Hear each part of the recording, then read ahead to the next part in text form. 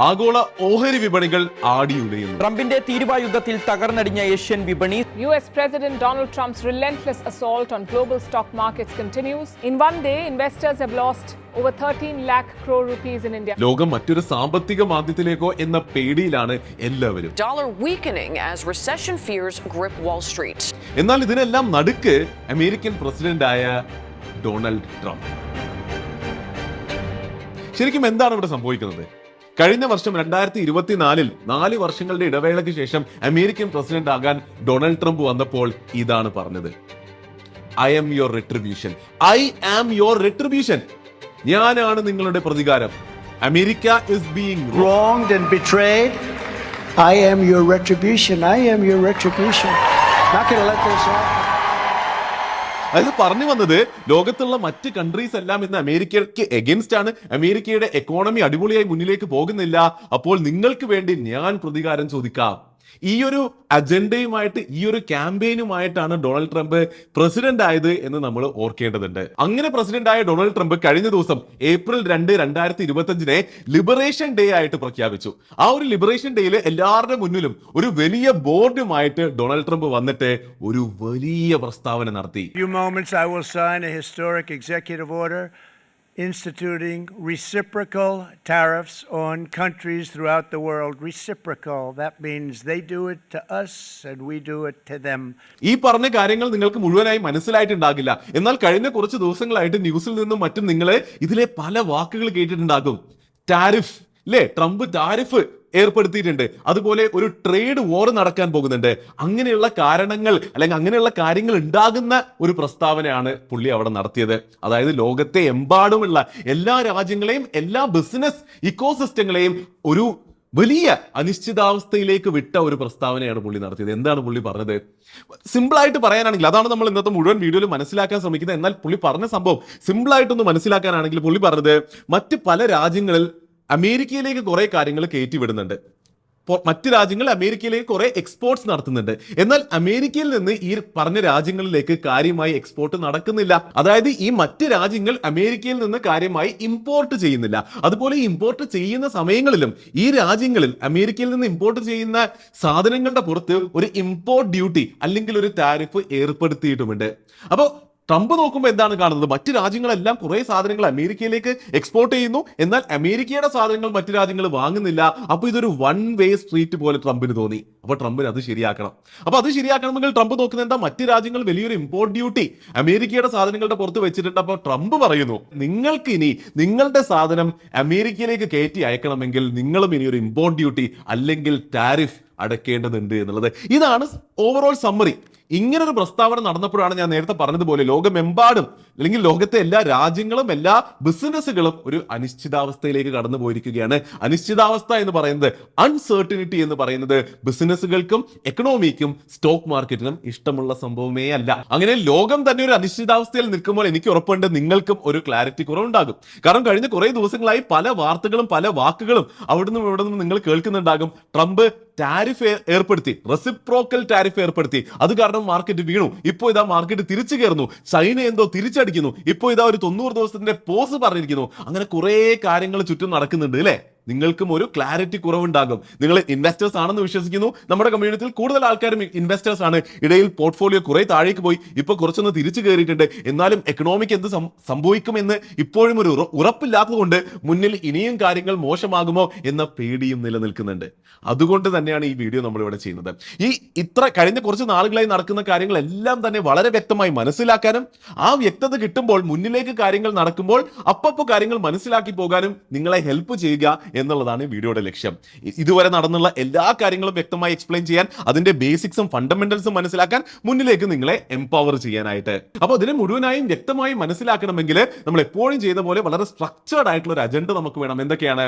ഏറ്റവും ആദ്യം എന്താണ് ടാരിഫ് അല്ലെങ്കിൽ ഇമ്പോർട്ട് ഡ്യൂട്ടി അല്ലെങ്കിൽ കസ്റ്റംസ് ഡ്യൂട്ടി എന്നുള്ള ഈ വാക്കാണല്ലോ എല്ലായിടത്തും ചർച്ച ചെയ്യപ്പെടുന്നത്. അപ്പൊ എന്താണ് ടാരിഫ് എന്നുള്ളതും അത് എന്തിനാണ് അങ്ങനെ ഒരു കോൺസെപ്റ്റ് എന്നുള്ളതും അതിന്റെ നല്ല സാധനങ്ങളും മോശം സാധനങ്ങളും എല്ലാം നമുക്ക് ആദ്യം മനസ്സിലാക്കാം. അപ്പോൾ ടാരിഫ് എന്താണെന്ന് മനസ്സിലാക്കി കഴിഞ്ഞാൽ രണ്ടാമത്തെ സെക്ഷനിലേക്ക് നമുക്ക് പോകാം. അവിടെ എന്താണ് ശരിക്കും ട്രംപ് ഇപ്പോൾ ചെയ്തുകൊണ്ടിരിക്കുന്നത്, എന്തിനാണ് ട്രംപ് ഇത് ചെയ്യുന്നത്, അതിന്റെ impact on US, on world economy, on India നമുക്ക് മനസ്സിലാക്കാം.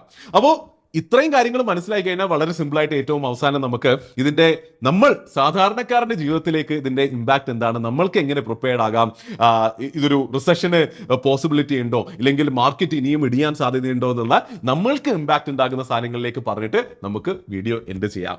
ഓക്കെ അല്ലേ? അപ്പോൾ എപ്പോഴത്തെ പോലെയും വീഡിയോ മുഴുവനായും ശ്രദ്ധിച്ചും തന്നെ കാണുക, ഇതെല്ലാം മനസ്സിലാക്കാനായിട്ട്. The name is Shariq Shamsudheen. Welcome to another video.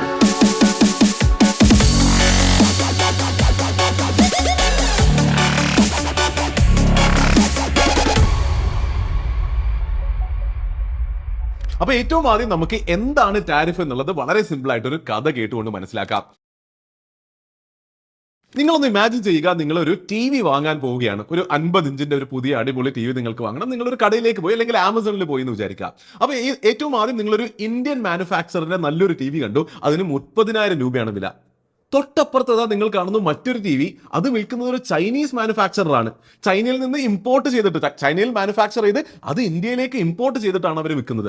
നമുക്കറിയാം ചൈന ഇലക്ട്രോണിക്സിലൊക്കെ വളരെ അഡ്വാൻസ്ഡ് ആയിട്ടുള്ള ഒരു കൺട്രിയാണ്. അതുകൊണ്ട് തന്നെ ചൈനക്ക് അത് ചെറിയ വിലയിൽ ഉണ്ടാക്കാൻ പറ്റും. അപ്പോൾ ആ ചെറിയ വിലയിൽ ഉണ്ടാക്കിയത് കൊണ്ട് ചൈനയുടെ TVയുടെ വില 25,000 രൂപയാണ്. സത്യസന്ധമായിട്ട് പറ, നിങ്ങൾ ഏത് TV വാങ്ങും? ഏറ്റവും കൂടുതൽ പേരുടെ ഉത്തരം നിങ്ങൾ 25,000 രൂപയുടെ ചൈനയിൽ മാനുഫാക്ചർ ചെയ്ത ചൈനീസ് കമ്പനിയുടെ TV വാങ്ങും. ശരിയല്ലേ? ശരിയാണ്, അതിൽ വലിയ തെറ്റൊന്നുമില്ല. അപ്പൊ ഇങ്ങനെ ഒരു കാര്യം നടക്കുമ്പോൾ എന്താണ് ഇവിടെ സംഭവിച്ചത്? കൺസ്യൂമർ വിജയിച്ചു. കാരണം എന്താ? കൺസ്യൂമറിന് മോശമല്ലാത്ത നല്ല ക്വാളിറ്റിയുടെ ഒരു പ്രൊഡക്റ്റ് ചെറിയ വിലക്ക് കിട്ടി. കൺസ്യൂമറിന് അതാണല്ലോ വേണ്ടത്, ഇല്ലേ? നല്ല വിലക്ക് നല്ല സാധനം കിട്ടണം. കൺസ്യൂമർ ഹാപ്പിയായി, കൺസ്യൂമർ വിജയിച്ചു. എന്നാൽ ഇന്ത്യ എന്ന കൺട്രിയിലെ കമ്പനീസിന് എന്ത് സംഭവിക്കുന്നു? ഇതൊരു എക്സാമ്പിൾ മാത്രമാണ്. എന്ത് സംഭവിക്കുന്നു? അവർക്ക് നല്ലതല്ല. കാരണം അവർക്ക് ഇവിടെ ഉള്ള ഇൻഫ്രാസ്ട്രക്ചർ ഉപയോഗിച്ച്, ഇവിടെ ഉള്ള സ്കിൽസ് ഉപയോഗിച്ച്, ഇവിടെ ഉള്ള യാഥാർത്ഥ്യം റിയാലിറ്റി ഉപയോഗിച്ച് മാനുഫാക്ചർ ചെയ്യുമ്പോൾ വില കൂടുതലാണ് വരുന്നത്. അപ്പോൾ അവർക്ക് വിൽക്കാൻ പറ്റുന്നില്ല. അവർക്ക് പുറത്തുനിന്നുള്ള കോമ്പറ്റീഷൻ മുന്നിൽ അവർ തോറ്റു പോകുന്നു. അപ്പോൾ അവർക്ക് വിൽക്കാൻ പറ്റുന്നില്ലെങ്കിൽ കമ്പനീസിന് എന്ത് സംഭവിക്കും? അവരുടെ റവന്യൂ കുറഞ്ഞു പോകും. അവരുടെ റവന്യൂ കുറയുമ്പോൾ എന്താ സംഭവിക്കുക? അവര് ഡെവലപ്മെന്റിൽ ഇൻവെസ്റ്റ് ചെയ്യുന്നത് കുറയും. അവർ ഡെവലപ്മെന്റിൽ ഇൻവെസ്റ്റ് ചെയ്യുന്നത് കുറയുമ്പോൾ എന്താ സംഭവിക്കുക? കുറവ് ആൾക്കാർക്ക് ജോലി കിട്ടുള്ളൂ. കുറവ് ആൾക്കാർക്ക് ജോലി കിട്ടിയാൽ എന്താ സംഭവിക്കുക? ആൾക്കാരുടെ കയ്യിൽ പൈസ ഉണ്ടാവില്ല. ആൾക്കാരുടെ കയ്യിൽ പൈസ ഇല്ല എങ്കിൽ അവർ ചിലവാക്കില്ല. അപ്പോൾ എക്കണോമിക്ക് എന്ത് സംഭവിക്കും? എക്കണോമിക്ക് ഒരു മോശം ഇമ്പാക്റ്റ് ആണ്.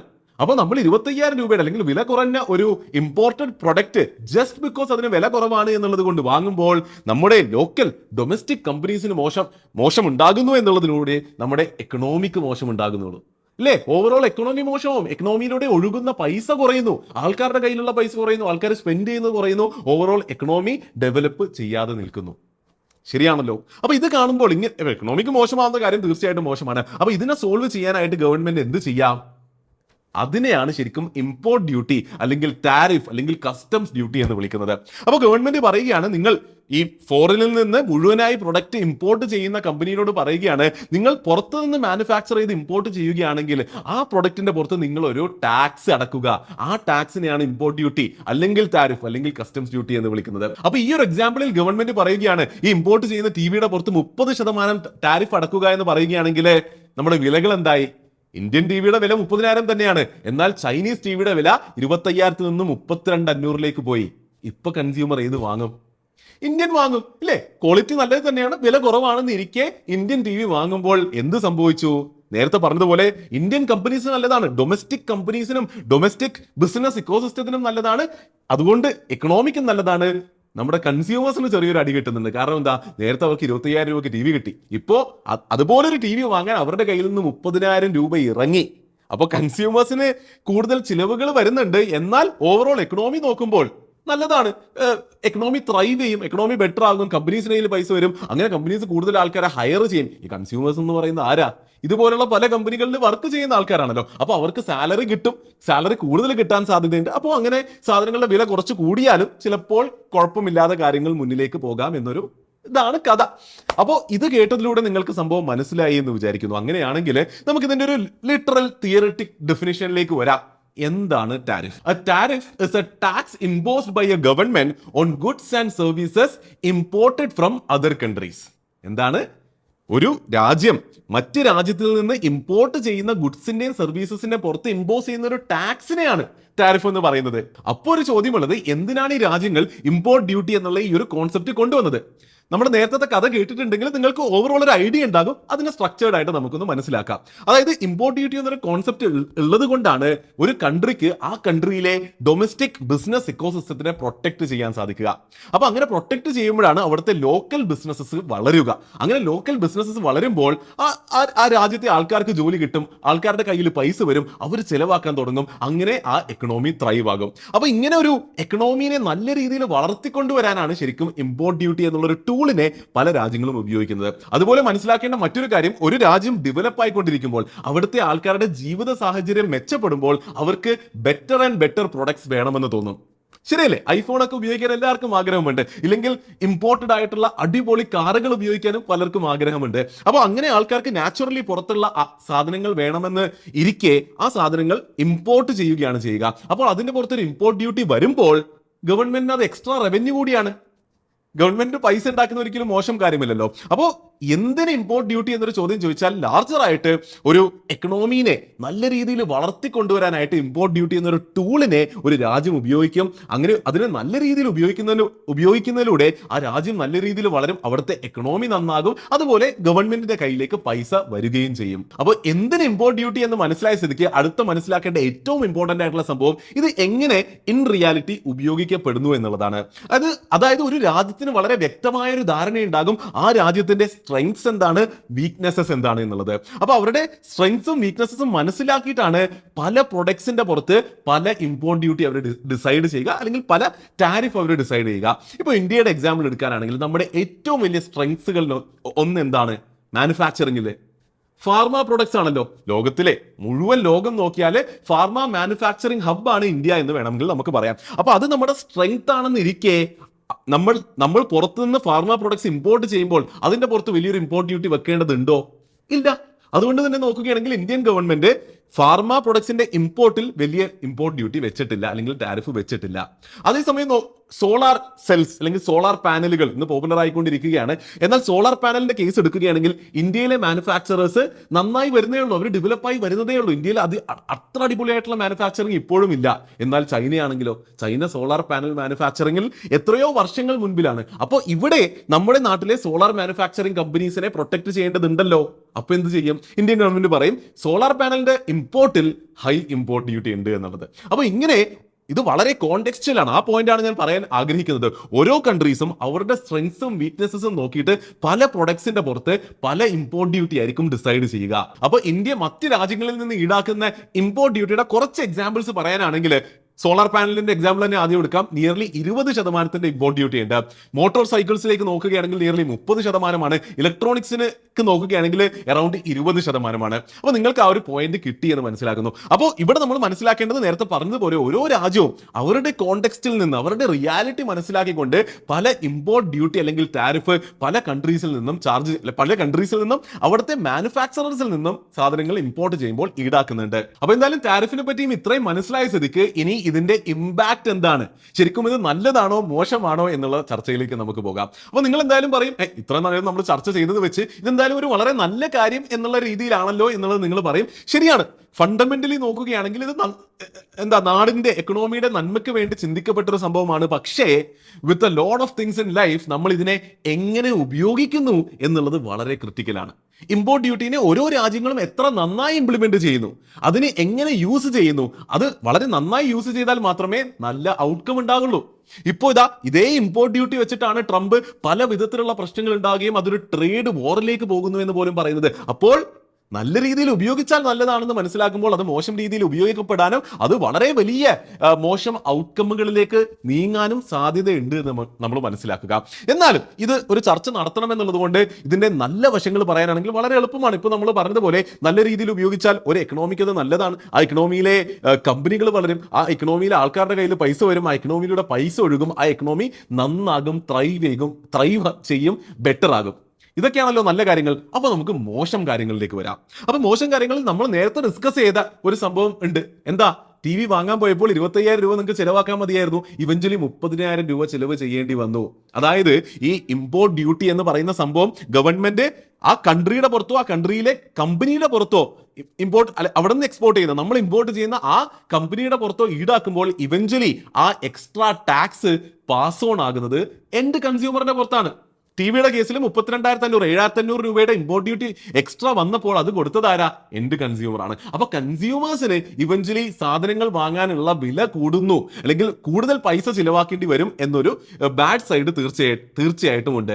രണ്ടാമത്തെ മോശം പോയിന്റ് എന്ന് പറയുന്നത് ഈ ഇമ്പോർട്ട് ഡ്യൂട്ടിയുടെ കോർ ഫിലോസഫിക്ക് തന്നെ കുറച്ച് എഗൻസ്റ്റ് ആയിട്ടുള്ള കാര്യമാണ്. അതായത് ഇമ്പോർട്ട് ഡ്യൂട്ടിയുടെ കോർ ഫിലോസഫി എന്താ? ചെറിയ പ്രൊട്ടക്ഷനിസം ആണ് അല്ലെ? നമ്മുടെ നാട്ടിലെ കമ്പനികളെ, ഇതുവരെ വളരാൻ ശ്രമിക്കുന്ന ഫോറിൻ കമ്പനികളോട് കിടപിടിക്കാൻ പറ്റാത്ത നമ്മുടെ ഡൊമസ്റ്റിക് കമ്പനീസിനെ നമുക്ക് പ്രൊട്ടക്ട് ചെയ്യാം. അവർ വളർന്ന് വന്നോട്ടെ, അവർ വളർന്ന് വരുമ്പോഴേക്കും നമുക്ക് വേണമെങ്കിൽ ഇമ്പോർട്ട് ഡ്യൂട്ടി കുറച്ചിട്ട് ഫോറിൻ കോമ്പറ്റീഷൻ കൊണ്ടുവരാമെന്ന്. എന്നാൽ ഇത് രണ്ട് വളരെ ഫേമസ് തിയറീസിന് എഗൻസ്റ്റ് ആണ്. ഒന്ന് ഡാർവിൻസ് തിയറി ഓഫ് എവല്യൂഷൻ ഇല്ലേ? ഡാർവിൻസ് തിയറി ഓഫ് എവല്യൂഷൻ എന്താണ് പറയുന്നത്? Survival of the fittest. നല്ല കോമ്പറ്റീഷൻ ഉണ്ടാകുമ്പോഴാണ് നമ്മൾ അടിപൊളിയാകുന്നത് അല്ലേ?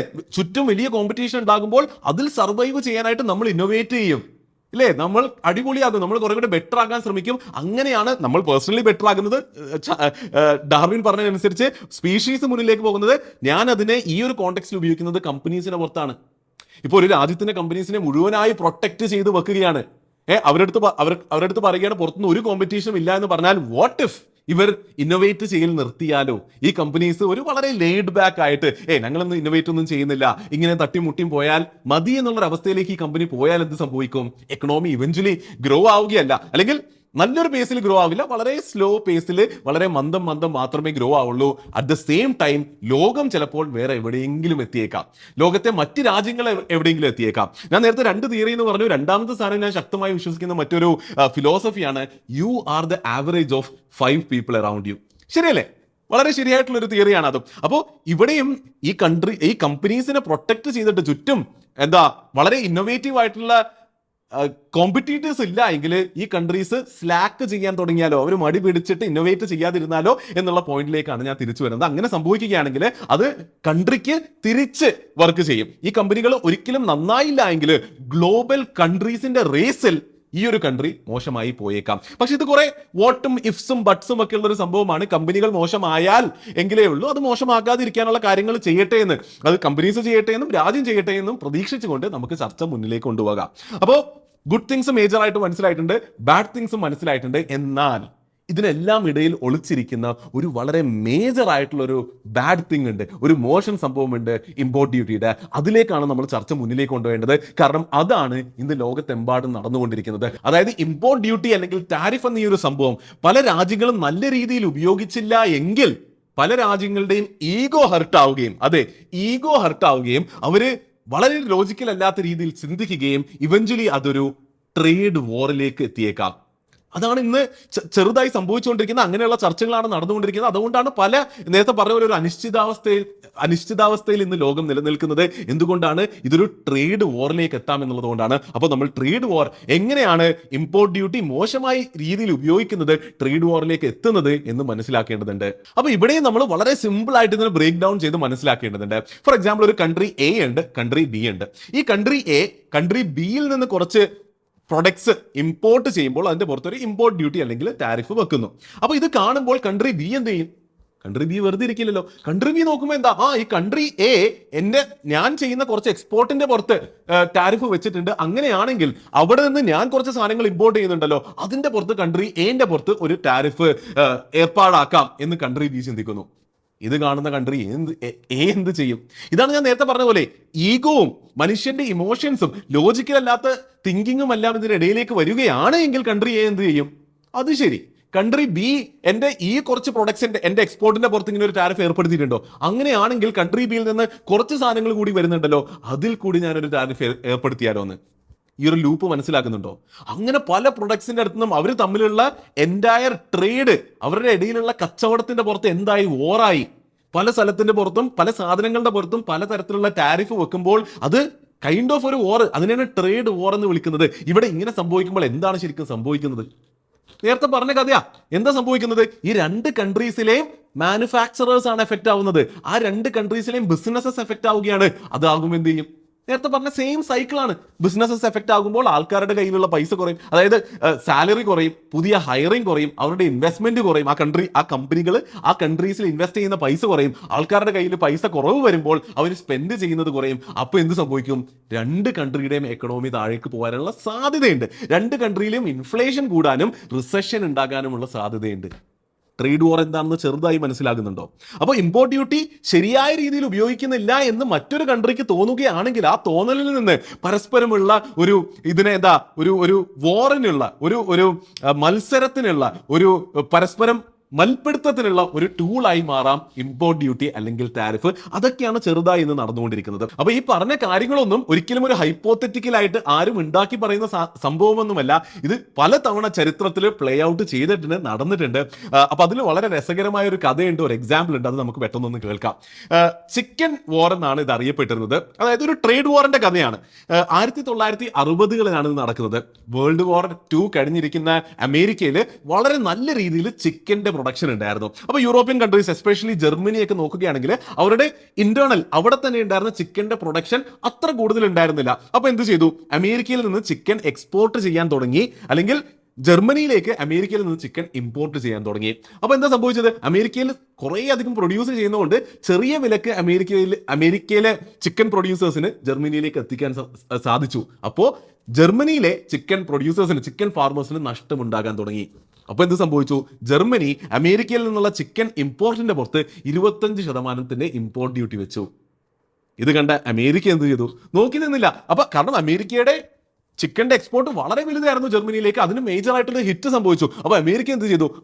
അങ്ങനെയാണെങ്കിൽ ജർമ്മനിയിൽ നിന്ന് അവർ നോക്കുമ്പോൾ കുറെ ട്രക്സും ബ്രാൻഡിയും എല്ലാം അമേരിക്കയിലേക്ക് ഇമ്പോർട്ട് ചെയ്യപ്പെടുന്നുണ്ടായിരുന്നു. അപ്പൊ അമേരിക്ക പറഞ്ഞു, ഈ ട്രക്സിന്റെ പുറത്തും ബ്രാൻഡിയുടെ പുറത്തും ഒക്കെ 25% ഇമ്പോർട്ട് ഡ്യൂട്ടി ഞങ്ങളും ഈടാക്കാൻ തുടങ്ങിയെന്ന്.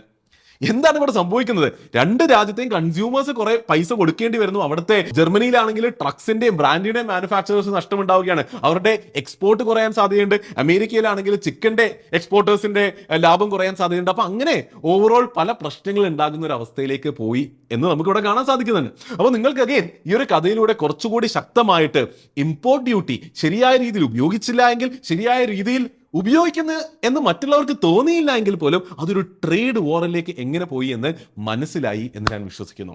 അപ്പോൾ അങ്ങനെയാണെങ്കിൽ നമ്മുടെ ഇന്നത്തെ വീഡിയോയിൽ നമ്മൾ എവിടെ വരെ എത്തി? ഇതുവരെ നമ്മൾ ചെയ്തത് എന്താണ് ഈ ടാരിഫ്?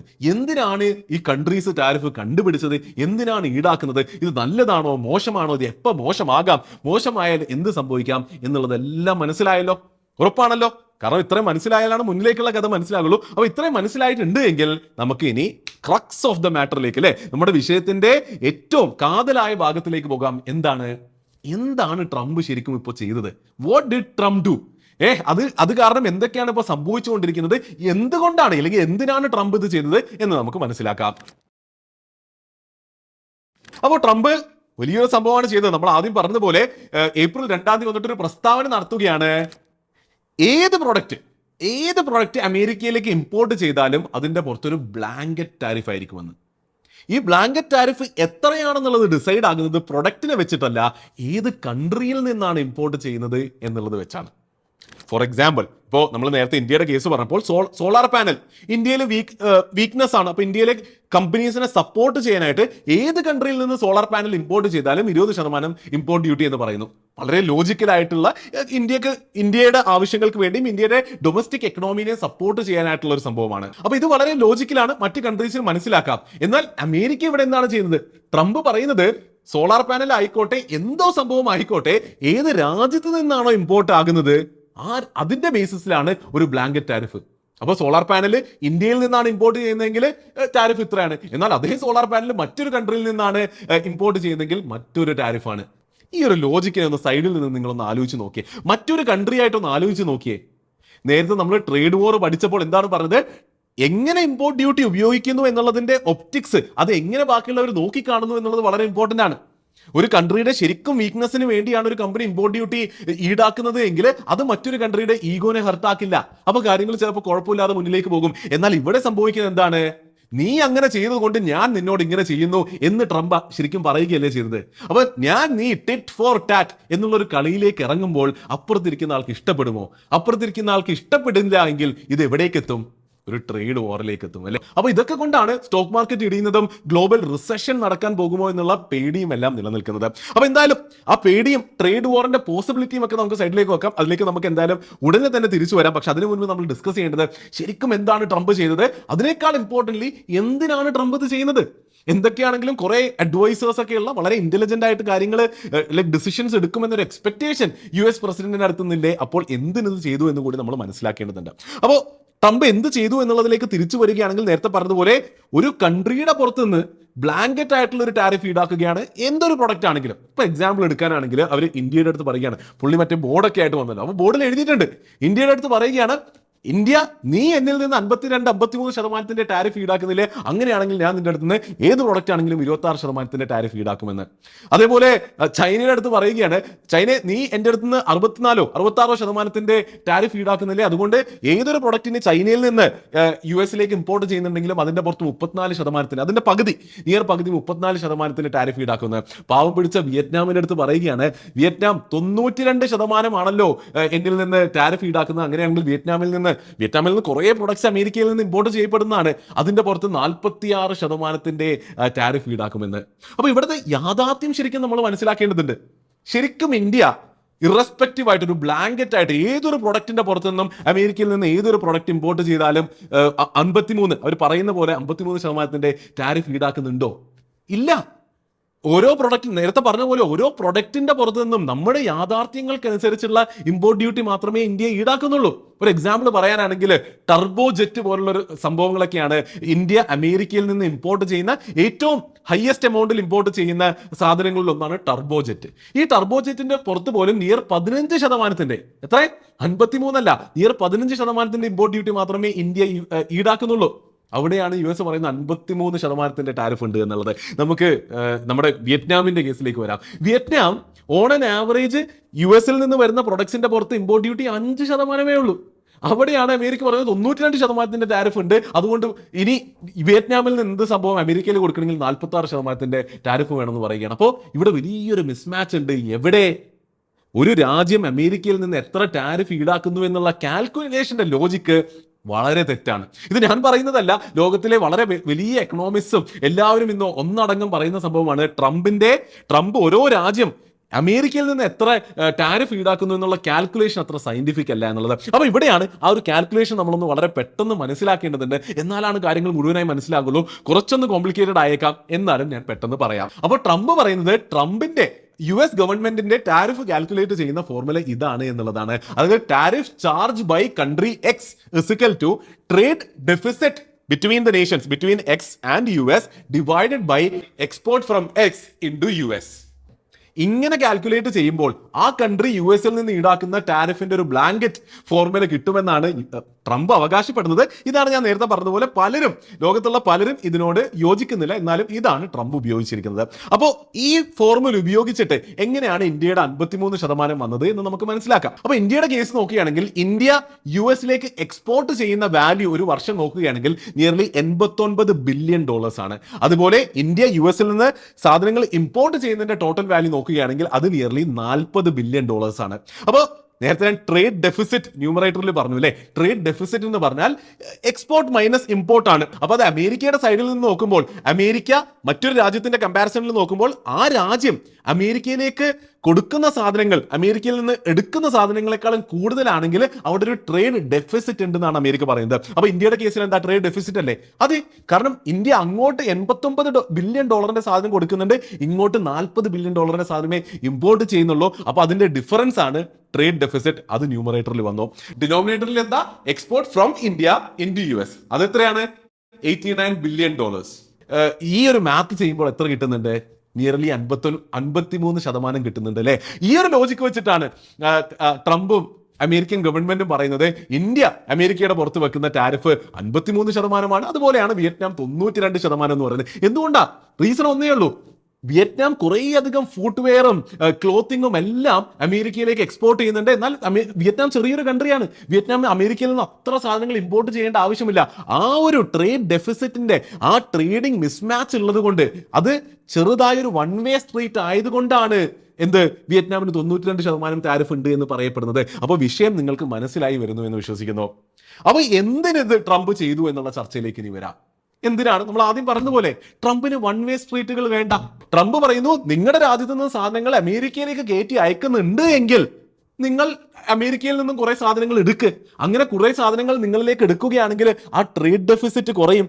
അപ്പൊ ന്യൂമറേറ്റർ കുറയും. അപ്പൊ ആ ഫോർമുലയിലെ ന്യൂമറേറ്റർ കുറയുകയാണെങ്കിൽ ആ ടാരിഫ് കുറയും. അപ്പൊ കൂടുതൽ എക്സ്പോർട്സ് നമുക്ക് വേണമെങ്കിൽ നടത്തിക്കൊണ്ടിരിക്കാം. മനസ്സിലാകുന്നില്ലേ? അപ്പോ ട്രംപിന്റെ ഉദ്ദേശം എന്താണ്? Make America great again. American products അമേരിക്കയിൽ മാത്രമല്ല ലോകത്തെമ്പാടുമുള്ള ആൾക്കാർ കൂടുതൽ ഉപയോഗിക്കട്ടെ. അങ്ങനെ അമേരിക്കയുടെ പ്രൊഡക്ട്സ് ലോകത്തെമ്പാടുമുള്ള ആൾക്കാർ കുറെ ഉപയോഗിക്കുമ്പോൾ അമേരിക്കയിലെ കമ്പനീസ് വളരട്ടെ, അമേരിക്കയിൽ കൂടുതൽ പൈസ വരട്ടെ, അമേരിക്ക നന്നാകട്ടെ, അമേരിക്ക കിടിലമാകട്ടെ, അമേരിക്ക പണ്ടത്തതിനേക്കാളും ഗ്രേറ്റ് ആകട്ടെ എന്നൊരു ഒറ്റ അജണ്ട മാത്രം ട്രംപിനുള്ളൂ. എന്താണ് പറഞ്ഞത്? ഞാനാണ് നിങ്ങളുടെ പ്രതികാരം, ഐ ആം യുവർ റെട്രിബ്യൂഷൻ എന്ന് പറഞ്ഞ് പ്രസിഡന്റ് സ്ഥാനത്തേക്ക് അദ്ദേഹം വന്നപ്പോൾ ഇതൊക്കെ തന്നെയല്ലേ എക്സ്പെക്ട് ചെയ്യേണ്ടത് എന്നുള്ളത് ഒരു സൈഡിൽ ഇരിക്കുന്നു. ബട്ട് പോയിന്റ് ബീങ്, അപ്പൊ എന്തിന് ട്രംപ് ഇത് ചെയ്യുന്നു എന്നുള്ളതിന്റെ ലാർജർ ആൻസർ ഇതാണ്: അമേരിക്കൻ പ്രൊഡക്ട്സ് എല്ലായിടത്തേക്കും എത്തിക്കുക, അമേരിക്കൻ എക്കണോമിനെ ഗ്രോ ആക്കുക എന്നുള്ള ആ ഒരു സെൽഫിഷ് തോട്ടിൽ നിന്ന് തന്നെയാണ് ഇതെല്ലാം വരുന്നത് എന്ന് നമ്മൾ മനസ്സിലാക്കുന്നു. അപ്പോൾ ഒരു വളരെ ഹയർ ലെവലിൽ ഇത് മനസ്സിലായിട്ടുണ്ടെങ്കിൽ ഒരു ലെയർ ഡീപ്പായിട്ട് പോയിട്ട് ഇത് നമുക്കൊന്ന് മനസ്സിലാക്കാം. അപ്പോൾ ഇന്ത്യയുടെ എക്സാമ്പിൾ എടുക്കാം. അപ്പൊ ഇന്ത്യ ഇപ്പോൾ അമേരിക്കയിലേക്ക് കുറെ സാധനങ്ങൾ എക്സ്പോർട്ട് ചെയ്യുന്നുണ്ട്. അപ്പോൾ ട്രംപ് എന്താ പറയുന്നത്? നിങ്ങൾ നമ്മുടെ അടുത്ത് കുറെ സാധനങ്ങൾ ഇമ്പോർട്ട് ചെയ്യുന്നില്ല എന്നുള്ളത് കൊണ്ട് ഒരു ട്രേഡ് ഡെഫിസിറ്റ് വാർ എന്ന രീതിയിൽ കൂടി ഇത് ഡെവലപ്പ് ആകുന്നുണ്ട്. അപ്പോൾ നിങ്ങൾ നമ്മുടെ അടുത്ത് കുറെ സാധനങ്ങൾ ഇമ്പോർട്ട് ചെയ്യുന്നില്ല എന്നുള്ളത് കൊണ്ട് നിങ്ങളുടെ ടാരിഫ്, നിങ്ങൾ നമ്മുടെ പുറത്ത് വെച്ചിരിക്കുന്ന ടാരിഫ് കൂടുതലാണെന്ന് നമ്മൾ മനസ്സിലാക്കുന്നു. അതുകൊണ്ട് എന്താ, തിരിച്ച് നമ്മൾ ടാരിഫ് കൂട്ടുകയാണെന്ന് അമേരിക്ക പറയുകയാണ്. അപ്പൊ ഇങ്ങനെ തിരിച്ച് ടാരിഫ് കൂട്ടുമ്പോൾ ഇന്ത്യക്ക് എന്താ സംഭവിക്കുന്നത്? ഇന്ത്യ നോക്കുമ്പോൾ നമ്മൾ അത്രയും സാധനങ്ങൾ എക്സ്പോർട്ട് ചെയ്തുകൊണ്ടിരിക്കുക. അവിടെ ടാരിഫ് കൂടുകയാണെങ്കിൽ ഈ എക്സ്പോർട്ട്സ് ഇടിയല്ലേ? ഇത് ഇന്ത്യക്ക് ഇഷ്ടപ്പെടുമോ?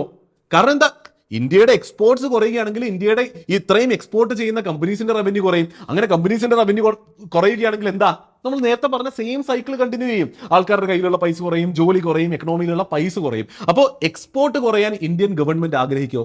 ഇല്ല. അപ്പൊ എന്ത് സംഭവിക്കും? അതാണ് ട്രംപ് ആഗ്രഹിക്കുന്നത്. ഒരു നെഗോഷിയേഷൻ സംഭവിച്ചേക്കാം. ഇന്ത്യ ഒരു നെഗോഷിയേഷന് വേണ്ടി ട്രംപിന്റെ അടുത്തേക്ക് പോകാൻ സാധ്യതയില്ലേ? എന്ത് പറയും?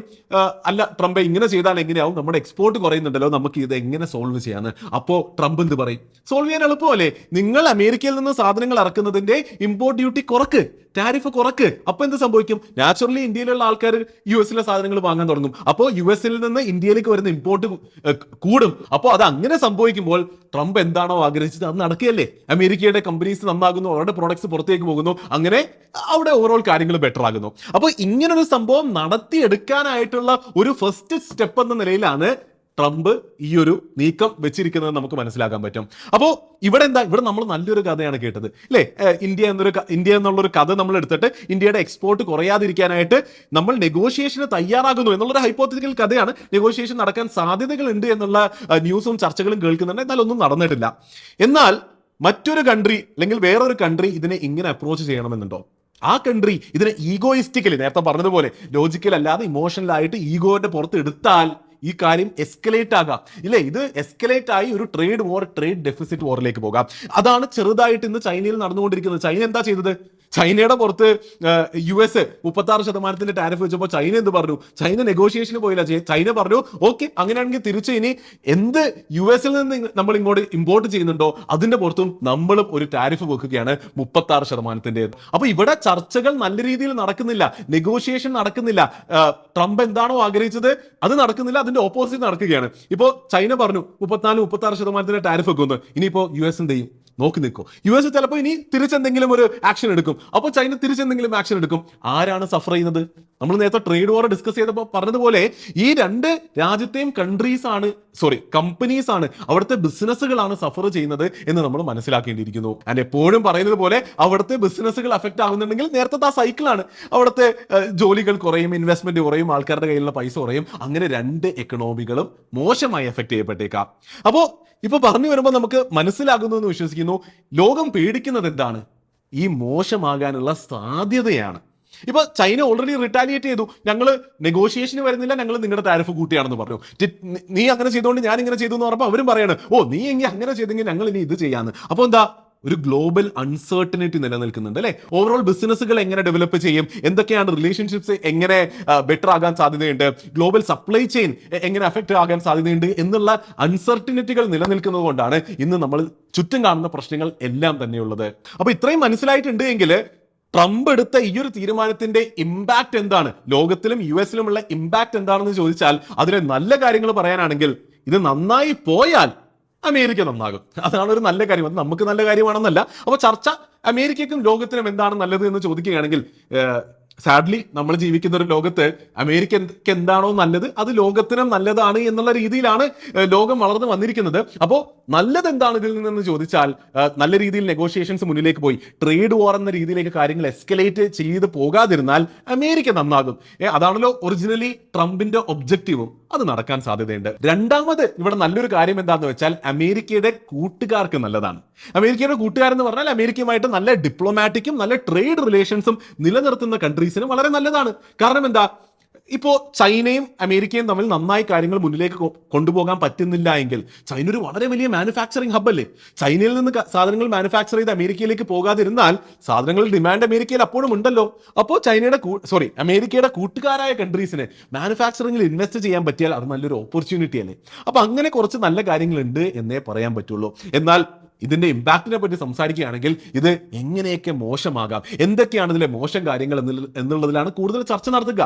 അതായത് നമ്മളിപ്പോൾ പറഞ്ഞതുപോലെ ഓൾറെഡി ചൈനയുടെ കേസിൽ കണ്ടതുപോലെ ഇതൊരു ട്രേഡ് വാറിലേക്ക് എസ്കലേറ്റ് ആകാനുള്ള സാധ്യതകളുണ്ട്. ഓൾറെഡി എസ്കലേറ്റ് ആകുന്നത് നമ്മൾ കാണുന്നുമുണ്ട്. അങ്ങനെ ട്രേഡ് വാർ സംഭവിക്കുകയാണെങ്കിൽ നേരത്തെ പറഞ്ഞതുപോലെ രണ്ട് രാജ്യങ്ങളും അല്ലെങ്കിൽ ആ ട്രേഡ് വാറിൽ ഉൾപ്പെട്ടിട്ടുള്ള എല്ലാ രാജ്യങ്ങളിലും ഇൻഫ്ലേഷൻ സംഭവിക്കാൻ സാധ്യതയുണ്ട്. അതായത് പണപ്പെരുപ്പം സംഭവിക്കാൻ സാധ്യതയുണ്ട്.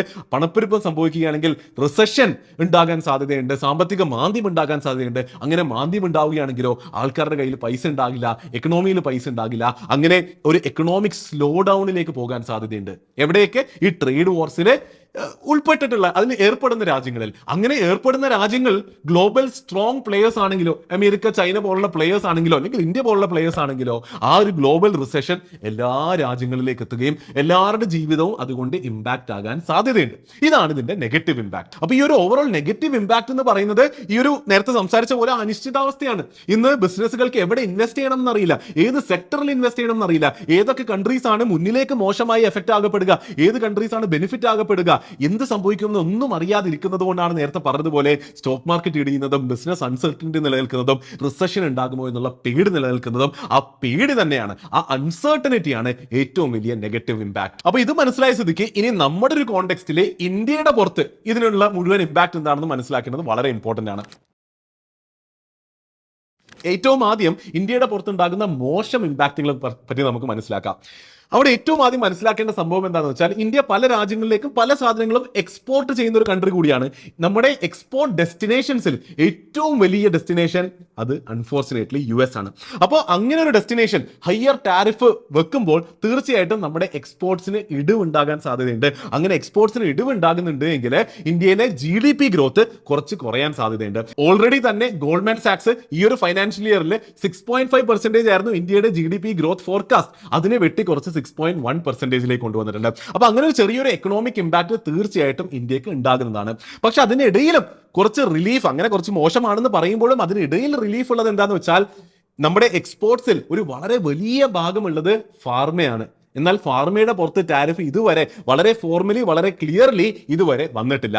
മറ്റൊരു നല്ല കാര്യമുള്ളത് നമ്മുടെ സർവീസസിൽ മറ്റൊരു വലിയ ഭാഗം വഹിക്കുന്നത് IT എക്സ്പോർട്ടാണ്. നമ്മുടെ ഇൻഫോസിസും TCSും എല്ലാം പോലുള്ള IT സർവീസസ് എക്സ്പോർട്ട് ചെയ്യലാണ്. സർവീസസിന്റെ പുറത്തും ഇതുവരെ ടാരിഫ് എങ്ങനെ ക്ലിയർലി വരും എന്നുള്ളത് ക്ലിയർ ആയി വന്നിട്ടില്ല. അപ്പോൾ ഇങ്ങനൊരു മോശം സംഭവം ഉണ്ട്, നമ്മുടെ എക്കണോമിയുടെ ഗ്രോത്തിനെ ചെറുതായി എഫക്ട് ചെയ്യുമെന്ന് ഇരിക്കെ അതിനിടയിലും കുറച്ച് ഹോപ്സ് ഉണ്ട് എന്നുള്ളത് ആ മോശങ്ങളുടെ ഇടയിലെ കുറച്ച് നല്ല കാര്യങ്ങളാണ്. രണ്ടാമതൊരു മോശം കാര്യം എടുത്തു പറയേണ്ടത് US-ൽ നിന്ന് ഇന്ത്യയിലേക്ക് വരുന്ന റെമിറ്റൻസസ് ആണ്. അതായത് US-ലെ പ്രവാസികൾ അവിടെ നിന്ന് പണിയെടുത്തിട്ട് ഇന്ത്യയിലേക്ക് തിരിച്ചയക്കുന്ന പൈസ. ഇപ്പോൾ കഴിഞ്ഞ വർഷം ഇന്ത്യയിലെ ഓവറോൾ റെമിറ്റൻസസ് നോക്കിയാൽ അതിന്റെ നിയർലി 27% വന്നിരിക്കുന്നത് അമേരിക്കയിൽ നിന്നാണ്. നിയർലി 2.25 ലക്ഷം കോടി രൂപയാണ് റെമിറ്റൻസസ് ആയിട്ട് അമേരിക്കയിൽ നിന്ന് ഇന്ത്യയിലേക്ക് വന്നത്. അപ്പോൾ അമേരിക്ക അമേരിക്കയിൽ ഒരു ഇൻഫ്ലേഷൻ ഉണ്ടാവുകയാണെങ്കിൽ, അല്ലെങ്കിൽ അമേരിക്കയിൽ ഒരു റിസഷൻ ഉണ്ടാവുകയാണ്, അമേരിക്കയിലെ ആൾക്കാരുടെ കയ്യിൽ പൈസ കുറയുകയാണ്, അവരുടെ ജോബ് അവിടെ എഫക്ട് ആവുന്നുണ്ടെങ്കിൽ അങ്ങനെ ഇന്ത്യയിലേക്ക് വരുന്ന ഈ റെമിറ്റൻസും, അഗെയിൻ ഇന്ത്യയിലേക്ക് റെമിറ്റൻസസ് തീർച്ചയായിട്ടും ഇന്ത്യൻ എക്കണോമിക്ക് ഹെൽപ്പ് ചെയ്യുന്ന ഒരു സംഭവമാണ്. അതും കുറയാൻ സാധ്യതയുണ്ട് എന്നുള്ളത് മോശമായിട്ടുള്ള കാര്യമാണ്. ഇനി നല്ല കാര്യങ്ങൾ നോക്കുകയാണെങ്കിൽ നേരത്തെ പറഞ്ഞ പോലെയാണ് 1-2 പോയിന്റ്സ് ഉള്ളത്.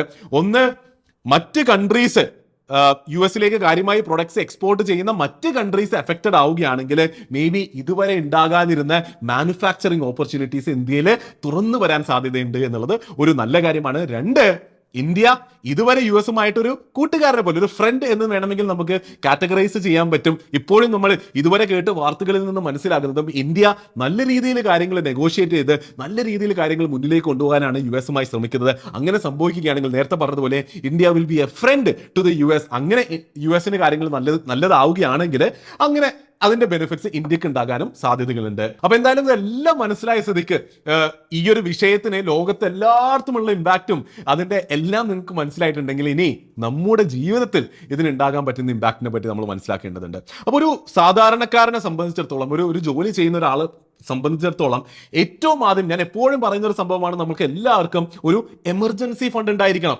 അതായത് ഇപ്പൊ ഞാൻ പറയുന്നത് ഇതെല്ലാം മോശമായ രീതിയിൽ പോയാലാണല്ലോ നമ്മുടെ പുറത്തൊരു മോശമായ ഇമ്പാക്ട് ഉണ്ടാവുകയും അതിനാണല്ലോ നമ്മൾ പ്ലാൻഡ് ആയിട്ട് പ്രിപ്പയർഡ് ആയിട്ട് ഇരിക്കേണ്ടത്. അപ്പോൾ ഒരു റിസഷൻ ഉണ്ടാവുകയാണെങ്കിൽ എങ്ങനെ പ്രിപ്പയർഡ് ആവണോ അങ്ങനെ തന്നെയാണ് ഇതിന്റെ ഉത്തരവും ഞാൻ നോക്കി കാണുന്നത്. അപ്പോൾ ഒരു എമർജൻസി ഫണ്ട് തീർച്ചയായിട്ടും ഉണ്ടാകണം. അതായത് നിങ്ങൾക്കറിയാം നിങ്ങളുടെ ജീവിതത്തിലെ ഒരു മാസത്തെ ചെലവ് എത്രയാണെന്ന്. സാധാരണ പറയുന്നത് ഒരു 6 മാസത്തെ ചെലവിന് എത്രയാണോ പൈസ വേണ്ടത് അത് നിങ്ങൾ എവിടെയെങ്കിലും സ്വരുക്കൂട്ടി മാറ്റി വെക്കുക എന്നുള്ളതാണ്. ഞാൻ പറയുന്നത് റിസഷൻ വെറീസ് ഒക്കെ ഉണ്ടെന്ന് കേൾക്കുകയാണെങ്കിൽ അത് 6 മാസം പോരാ 12 മാസമെങ്കിലും വേണമെന്നുള്ളതാണ്. അപ്പോൾ തീർച്ചയായിട്ടും ഒരു എമർജൻസി ഫണ്ട് റെഡിയാക്കി വെക്കാൻ എല്ലാവരും, അല്ലെങ്കിൽ ഞാൻ വിശ്വസിക്കുന്ന നമ്മുടെ കമ്മ്യൂണിറ്റിയിൽ നമ്മുടെ വ്യൂവേഴ്സിൽ കൂടുതൽ പേരുടെ കയ്യിലും ഉണ്ടെങ്കിൽ അതിനെ ശക്തപ്പെടുത്തുക, ഇല്ല എങ്കിൽ തീർച്ചയായിട്ടും ഉണ്ടാകുന്നതിനെ പറ്റി ചിന്തിക്കുക. 2, നിങ്ങളുടെ ഇൻകം ഒരു സാലറിയിൽ ഡിപ്പെൻഡന്റ് ആണെങ്കിൽ, ഒരു കമ്പനിയുടെ സാലറിയിൽ ഡിപ്പെൻഡന്റ് ആണെങ്കിൽ നിങ്ങൾ അവിടെ ഇറിപ്ലേസബിൾ ആകാൻ നോക്കുക. അതായത് കാര്യങ്ങൾ മോശമാവുകയാണെങ്കിൽ കമ്പനികൾ ആൾക്കാരെ പിരിച്ചുവിടുന്നതിനെ പറ്റി ചിന്തിക്കുകയാണെങ്കിൽ ആ ചിന്ത അവർ ചിന്തിക്കുമ്പോൾ നിങ്ങളെ പിരിച്ചുവിടുന്നതിനെ പറ്റി ചിന്തിക്കാനേ പറ്റില്ല എന്നുള്ള അവസ്ഥയിൽ നിങ്ങൾ വാല്യൂബിൾ ആവുക. Become a valuable asset your company. എങ്ങനെയാകാം? നിങ്ങൾ ഇറപ്ലേസബിൾ ആയിക്കൊണ്ടാകാം. അതെങ്ങനെയാകാം? നിങ്ങൾ അപ്സ്കിൽ ചെയ്തുകൊണ്ടാകാം. ഇല്ലേ? നിങ്ങൾ സ്വയം അപ്സ്കിൽ ചെയ്യുക, സ്വയം ഇൻവെസ്റ്റ് ചെയ്യുക, സ്വയം അടിപൊളിയാവുക. സോ ദാറ്റ് കമ്പനി നിങ്ങളെ, ഇൻഫാക്ട് ഒരു കമ്പനി പിരിച്ചുവിട്ടാലും അടുത്ത കമ്പനി നിങ്ങളത് ഇങ്ങനെ ഹയർ ചെയ്യുന്ന ഒരു അവസ്ഥയിൽ നിങ്ങൾ എപ്പോഴും എക്സിസ്റ്റ് ചെയ്യുകയാണെങ്കിൽ ഇതിനെപ്പറ്റി വലിയ പേടിക്കേണ്ട ആവശ്യമില്ല. ഇനി നിങ്ങൾ ബിസിനസ്സുകാരാണെങ്കിൽ ഈ നടക്കുന്ന കാര്യം നിങ്ങളുടെ ബിസിനസ്സിൽ ഇമ്പാക്ട് ഉണ്ടാകുമോ എന്നുള്ളത് ശക്തമായി ചിന്തിക്കുക. ഉണ്ട് എങ്കിൽ അതിനനുസരിച്ചുള്ള മാറ്റങ്ങൾ വരുത്തുക. ഇനി അതല്ല എങ്കിൽ നല്ല ഓപ്പർച്യൂണിറ്റീസ് ഉണ്ട് എങ്കിൽ ആ ഓപ്പർച്യൂണിറ്റീസ് കണ്ടെത്തിയിട്ട് അങ്ങോട്ടേക്ക് ബിസിനസ്സിനെ നീക്കുന്നതിനെ പറ്റിയും ചിന്തിക്കാൻ പറ്റുന്നതാണ്. ഇനി ഇത് കഴിഞ്ഞിട്ട് സ്റ്റോക്ക് മാർക്കറ്റ് ഇൻവെസ്റ്റേഴ്സിനോട് സ്പെസിഫിക്കലി പറയാനാണെങ്കിൽ എപ്പോഴും കണ്ടുവരുന്ന സംഭവം എന്ന് വെച്ചാൽ മാർക്കറ്റ് ഇങ്ങനെ വളരെ വോളറ്റൈൽ ആകുമ്പോൾ, മാർക്കറ്റ് കുറച്ചധികം താഴോട്ട് വരുമ്പോൾ, നിങ്ങളുടെ കുറെ നാൾ നിങ്ങൾ SIP മ്യൂച്വൽ ഫണ്ടിൽ SIP ചെയ്ത് പോയത് ഇപ്പോൾ റെഡിൽ കാണുമ്പോൾ പലപ്പോഴും കണ്ടുവരുന്ന ഒരു പ്രതിഭാസം എന്താണെന്ന് വെച്ചാൽ എല്ലാവരും മ്യൂച്വൽ ഫണ്ടൊക്കെ വിറ്റ്, സ്റ്റോക്സ് ഒക്കെ വിറ്റ് പരിപാടി നിർത്തലാണ്. അങ്ങനെ ചെയ്യാതിരിക്കുക. ഒരു ലോങ് ടേം ഇൻവെസ്റ്റർ, ഒരു പാസീവ് ലോങ് ടേം മ്യൂച്വൽ ഫണ്ടിൽ ഒരു ഇൻവെസ്റ്റർ ആണ് നിങ്ങളെങ്കിൽ ഇതൊരു ഓപ്പർച്യൂണിറ്റി ആയിട്ട് തന്നെ കാണുക. അതായത് ഒരു സെയിങ് ഉണ്ട്, ഒരാളുടെ ജീവിതത്തിൽ ഒരു 4 നല്ല ഓപ്പർച്യൂണിറ്റീസ് ആണ് നല്ല രീതിയിൽ സ്റ്റോക്സ് ബൈ ചെയ്യാൻ, നല്ല ചീപ്പ് വാല്യൂഷനിൽ സ്റ്റോക്സ് വാങ്ങാൻ കിട്ടുക എന്ന് പറയും. അപ്പോൾ അങ്ങനെ ഒരു ഓപ്പർച്യൂണിറ്റി വരികയാണെങ്കിൽ തീർച്ചയായിട്ടും ഉപയോഗിക്കുക. ഇതുവരെ ഇൻവെസ്റ്റ് ചെയ്തതിനെ വെറുതെ ബ്ലൈൻഡ്ലി റിഡീം ചെയ്യാതിരിക്കുക, അതായത് വിറ്റ് ഒഴിവാക്കാതിരിക്കുക, SIPs നിർത്താതിരിക്കുക. നിങ്ങൾ ലോങ് ടേമിലേക്കാണ് ഇൻവെസ്റ്റ് ചെയ്തതെങ്കിൽ അത് അങ്ങനെ തന്നെ കണ്ടിന്യൂ ചെയ്യുക. അവിടെ പേടിക്കേണ്ട ആവശ്യമൊന്നുമില്ല. ഇനി നിങ്ങൾ വളരെ ആക്റ്റീവായി ഇൻവെസ്റ്റ് ചെയ്യുന്ന ഒരു ഇൻവെസ്റ്റർ ആണ് എങ്കിൽ നിങ്ങളുടെ കയ്യിൽ മോശം കമ്പനികൾ, ഫണ്ടമെന്റലി മോശം കമ്പനികൾ ഉണ്ടെങ്കിൽ ഒഴിവാക്കിക്കോ. എന്നിട്ട് ആ പൈസയും കുറച്ച് എക്സ്ട്രാ പൈസയും ഉണ്ടെങ്കിൽ അത് വെച്ചിട്ട്, കാരണം എന്താ, എപ്പോ വാല്യുവേഷൻ കുറയുന്നോ ജെംസ് കിട്ടും. അല്ലേ? നല്ല വളരെ നല്ല കമ്പനികളെ ചീപ്പ് വാല്യുവേഷന് കിട്ടുന്ന അവസരങ്ങളാണ് മാർക്കറ്റ് ക്രാഷ് എന്ന് പറയുന്നത്. ആ അവസരങ്ങളെ നല്ല രീതിയിൽ ആ ജെംസിനെ കണ്ടുപിടിക്കാൻ ഉപയോഗിക്കുക. അങ്ങനെ ജെംസിനെ കണ്ടുപിടിക്കാൻ ഇറങ്ങുമ്പോൾ ഇപ്പോൾ ഈ നടക്കുന്ന സംഭവ വികാസങ്ങളിൽ ബെനിഫിറ്റ് ആകപ്പെടാൻ സാധ്യതയുള്ള കമ്പനീസ് ഉണ്ട്. അങ്ങനെയുള്ള കമ്പനീസിനെ തീർച്ചയായിട്ടും കണ്ട് ഇൻവെസ്റ്റ് ചെയ്യുകയാണെങ്കിൽ അതും ലോങ് ടേമിലേക്ക് ബെനിഫിറ്റ് ചെയ്യുന്ന ഒരു കാര്യമാണ്. ഈ ട്രേഡേഴ്സിനെ പറ്റി പറയുകയാണെങ്കിൽ മാർക്കറ്റിൽ വലിയ മൂവ്മെന്റ് വരുന്നത് തീർച്ചയായിട്ടും നല്ല ട്രേഡേഴ്സിന് ബെനിഫിറ്റ് ആയിട്ടുള്ള ഒരു കാര്യമാണ്. അപ്പോൾ അതും ശ്രദ്ധിച്ച് ഉപയോഗിക്കുകയാണെങ്കിൽ ഇതും ഇറ്റ്സ് എൻ ഓപ്പർച്യൂണിറ്റി എന്നുള്ളതാണ് എനിക്ക് പറയാനുള്ളത്. അപ്പോൾ ഇതെല്ലാം കേട്ട് നിങ്ങൾക്ക് മനസ്സിലായിട്ടുണ്ട് എങ്കിൽ നമ്മുടെ വീഡിയോ നമുക്ക് ഇവിടെ കൺക്ലൂഡ് ചെയ്യാം. അപ്പോൾ ഈ കൺക്ലൂഷനിലേക്ക് വരുമ്പോൾ ഒരു വളരെ സ്പെഷ്യൽ ആയിട്ടുള്ള കാര്യം എനിക്ക് പറയേണ്ടത്, ഈ കൺക്ലൂഷൻ ഷൂട്ട് ചെയ്യുന്നത് നിങ്ങൾ ഇതുവരെ കണ്ട വീഡിയോ ഷൂട്ട് ചെയ്യുന്ന ദിവസമല്ല, ഇത് വേറൊരു ദിവസമാണ്. കാര്യങ്ങൾ വളരെ ഇവോൾവിംഗ് ആണ്. കാരണം നമ്മൾ ഷൂട്ട് ചെയ്ത് എഡിറ്റ് ചെയ്ത് വന്നപ്പോഴേക്കും പുതിയ പ്രസ്താവന വന്നു. ട്രംപ് എന്താണ് ഇപ്പോൾ പറഞ്ഞിരിക്കുന്നത്? ചൈന, മെക്സിക്കോ, കാനഡ ഒഴികെയുള്ള മറ്റ് രാജ്യങ്ങളുടെ പുറത്ത് ഈ പറഞ്ഞിരിക്കുന്ന വലിയ ടാരിഫ് തൽക്കാലം പോസ്ഡ് ആണ് എന്നുള്ളതാണ്. ആ പോസ്ഡ് ആയിട്ടുള്ള കാലയളവിൽ 10% ടാരിഫ് ഉണ്ടാകും. എന്നാൽ പറയപ്പെട്ട പോലെ 30, 20, 40, 50% എന്നുള്ള പോലുള്ള വലിയ ടാരിഫുകൾ തൽക്കാലം പോസ്ഡ് ആണ്. പോസ്ഡ് മാത്രമുള്ളൂ, നിർത്തിയിട്ടുണ്ട് എന്ന് പറഞ്ഞിട്ടില്ല. അപ്പോൾ ഇവിടെ കുറെ കാര്യങ്ങൾ പോസ്റ്റ് ആയിട്ടിരിക്കെ അപ്പുറത്ത് കാര്യങ്ങൾ എസ്കലേറ്റ് ആയിക്കൊണ്ടിരിക്കുകയാണ്. ചൈനയുമായിട്ട് ശരിക്കും നമ്മൾ ഡിസ്കസ് ചെയ്ത പോലെ ഒരു ടാരിഫ് വാർ, ഒരു ട്രേഡ് വാർ, ഒരു ട്രേഡ് ഡെഫിസിറ്റ് വാർ തുടങ്ങിയെന്ന് നമുക്ക് കാണാൻ സാധിക്കുന്നുണ്ട്. ട്രംപ് ചൈനയുടെ പുറത്ത് 34% ടാരിഫ് വെച്ചപ്പോൾ നമ്മൾ കഥയിൽ പറഞ്ഞതുപോലെ നമ്മൾ എന്താണോ ഡിസ്കസ് ചെയ്ത് വന്നത്, നമ്മൾ എക്സ്പെക്ട് ചെയ്തില്ലേ? അത് ശരി, ചിലർക്ക് ഈഗോ ഹെർട്ടാവും, ചിലർ തിരിച്ചടിക്കുമെന്ന് പറഞ്ഞത് ചൈന ശരിക്കും ചെയ്തു. നമ്മൾ എന്താണോ പഠിക്കാൻ വേണ്ടി ഇവിടെ തീരെ ഡിസ്കസ് ചെയ്തത് അത് പ്രാക്ടിക്കലി നടക്കുന്നതാണ് കാണാൻ സാധിക്കുന്നത്. ചൈന പറഞ്ഞു, അത് ശരി, നിങ്ങൾ നമ്മുടെ പുറത്ത് 34% വെച്ചാൽ എന്നാ പിടിച്ചോ തിരിച്ച് 34%. ട്രംപ് വെറുതെ ഇരിക്കുമോ? ട്രംപ് നിങ്ങൾ നമ്മുടെ അടുത്ത് 34 വെക്കുമെങ്കിൽ നമ്മൾ ഇതാ കൂട്ടി 84% ആക്കുന്നു എന്ന് പറഞ്ഞു. അപ്പോൾ ചൈന എന്ത് ചെയ്തു? ചൈനയും പറഞ്ഞു ശരി, ഞങ്ങളും കൂട്ടി 84% ആക്കുന്നു എന്ന്. അപ്പോൾ ഒരു സൈഡിൽ കാര്യങ്ങൾ എസ്കലേറ്റ് ആയിക്കൊണ്ടിരിക്കുന്നു, അമേരിക്കയും ചില കൺട്രീസുമായിട്ട്.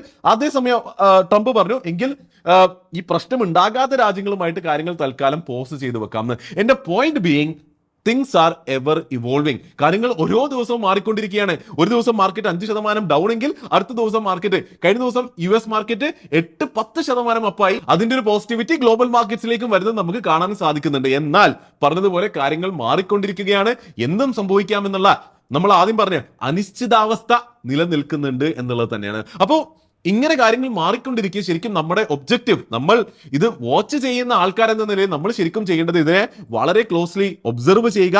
ഇത് എന്ത് ട്രജക്ടറിയിലാണ് കാര്യങ്ങൾ ഇവോൾവ് ആകുന്നത് എന്ന് മനസ്സിലാക്കുക. പിന്നീട് നമ്മൾ എന്തൊക്കെ നേരത്തെ ചെയ്യണമെന്ന് നമ്മൾ ഡിസ്കസ് ചെയ്തോ അതെല്ലാം അതുപോലെ നിലനിൽക്കുന്നുണ്ട് എന്നുള്ളത് നിങ്ങൾ മനസ്സിലാക്കുക കൂടി ചെയ്യുക. അപ്പോൾ ഈ ഒരു ക്ലാരിറ്റിയോടുകൂടി ഇന്നത്തെ വീഡിയോ നമുക്ക് ഇവിടെ നിർത്താം.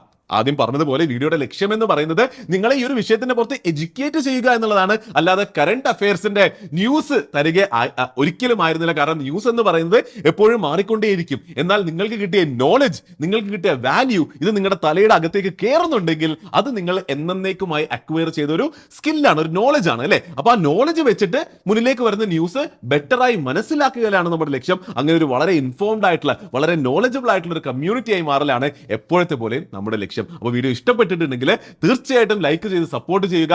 എന്ത് തന്നെ പറയാനുണ്ടെങ്കിലും നിങ്ങളുടെ കയ്യിൽ എക്സ്ട്രാ പോയിന്റ്സ് ഉണ്ടെങ്കിൽ, ചോദ്യങ്ങൾ ചോദിക്കാനുണ്ടെങ്കിൽ, മറ്റുള്ളവരിലേക്ക് നോളജ് എത്തിച്ചു കൊടുക്കാനെങ്കിൽ തീർച്ചയായിട്ടും കമന്റ് സെക്ഷൻ ഉപയോഗിക്കുക. ഇനി ടാരിഫ് എന്നും ട്രേഡ് വാർ എന്നും മാർക്കറ്റ് വീഴുന്നു കയറുന്നു ഒന്നും മനസ്സിലാകാതിരിക്കുന്ന കുറെ സുഹൃത്തുക്കളും ഫാമിലിയിലുള്ളവരും നിങ്ങൾക്ക് ഉണ്ടാവും. തീർച്ചയായിട്ടും വീഡിയോ അവരിലേക്ക് ഷെയർ ചെയ്ത് എത്തിച്ചു കൂടി കൊടുക്കുക. അപ്പോൾ എന്തായാലും വീഡിയോ മുഴുവനായി കണ്ടത്, ഇവിടെ വരെ എത്തിയതിനും മുഴുവനായി കണ്ടതിനും വളരെയധികം നന്ദിയുണ്ട്. അടുത്ത വീഡിയോയിൽ കാണുന്നവരെ നന്ദി, നമസ്കാരം.